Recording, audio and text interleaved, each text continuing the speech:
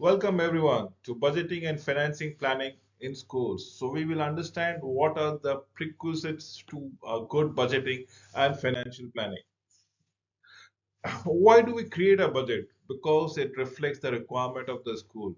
It requires what kind of expenditure the school is going to incur in due courses of time. It will foretells what kind of revenue that is been expected.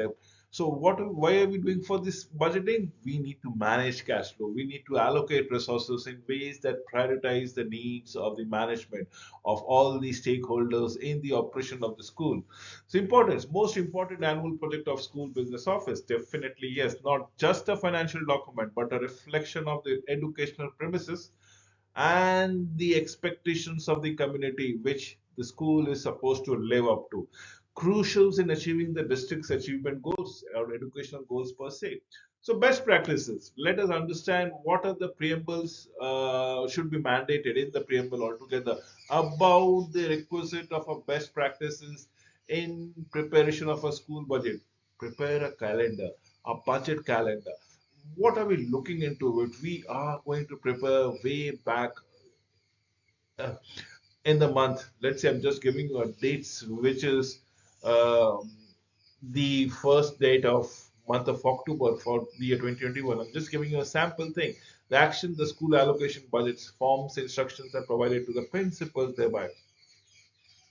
What do we go across with it? We are talking about business offices. Evidences are allocation documents and updated budget forms as on when on basis. Then comes the meeting. Let's say approximately in 45 days we prepare the budget statement and things like that. When now it's the time to sit with the directors as in the action and get things approved. So responsible parties would be all your departmental heads, all your business heads, all your vertical heads.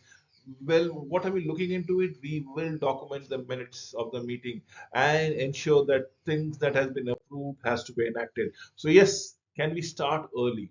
Yes, if we end late, what will happen?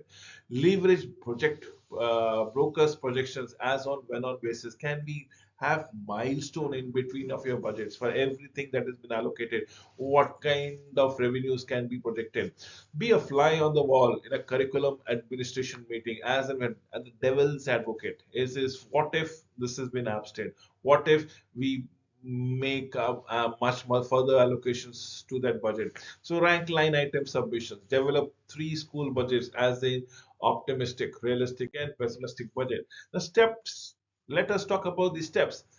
First and foremost steps of creating any budget is to look at the previous history, understand the previous year's budget, and accordingly make some alterations, as in the assumptions, what went wrong with the previous year's budget, what was right, what was clicking, and accordingly make an assumption. Establish your priorities with the administrative team, and then it is all of the priorities. Once you have set up the priorities, you are going to man those priorities or staff those priorities. Budget for the expenses. In this cases, it can be wages and salaries. Stick to the priorities of our team sets.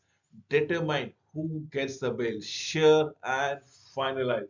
And that is what we are looking forward to it. So how to present your district school budget? A successful district budget can be broken into three important steps.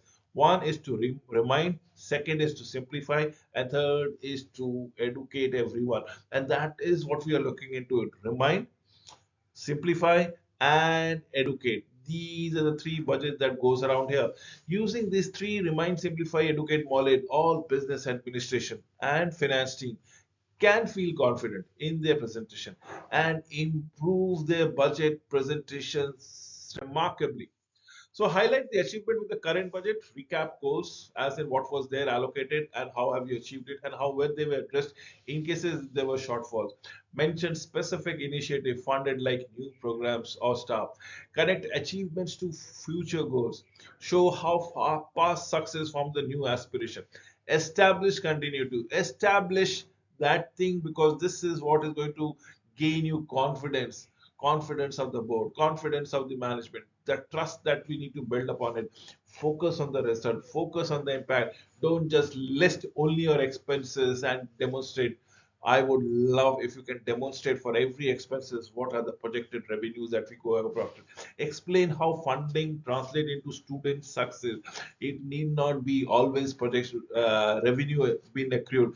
It can be glories that can be accrued to the schools, to the colleges, and that is what we are looking into. So yes, highlight the achievement with current budget, connect achievement to future goals, and focus on the result, possibly about the impact.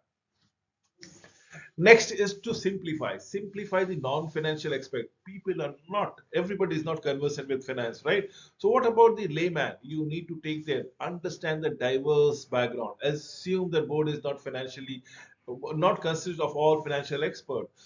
Focus on clarity. Make complex budget concept very easy for to understand in layman's languages. In fact, hand over them the copy. Explain the minute details and the benefit that can be accrued. Connect finances to goals. Benefit. Did I use the word benefits? How every dollar translated to achieving a district aspiration. Balance the big picture with details. Present the plan fully, but prioritize clarity absolutely. Next is highlight the responsible parties, assign dollar amounts and accounting for each of the budget team, for each of your vertical, for each of your strategic business unit, for each of the departmental. Emphasize on the impact and result. Focus on how funding translate into success. That is what we would love to go around it. So educate the boards to speak with the taxpayers, anticipate taxpayers' concern, the stakeholder, the parents, the people who are going to pull in the money. Budget increases with raises questions with the constituents. Prepare board members with key talking point, provide clear, concise, and detailed explanations of the budget at concise level in case people are not able to understand the concise level. Be ready with the alternative detailed explanation of the budget, as in the rising cost, new program, infrastructure repair. Focus on the value delivered, highlight how the budget translates to benefit for the community. Next is empowering board members, equip them with confidence to answer every question, explain every of the budget purposes and things like that.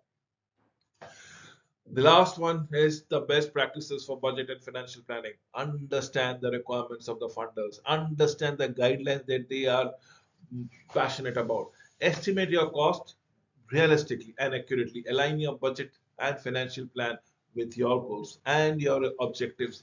Use clear, use consistent terminologies and formatting. So there are no confusions, there are no overlaps, there are no gaps to be found by any one of them. So these are the best practices for budgeting. And with this, I come to an end of this presentation. Thank you for watching the video till the end.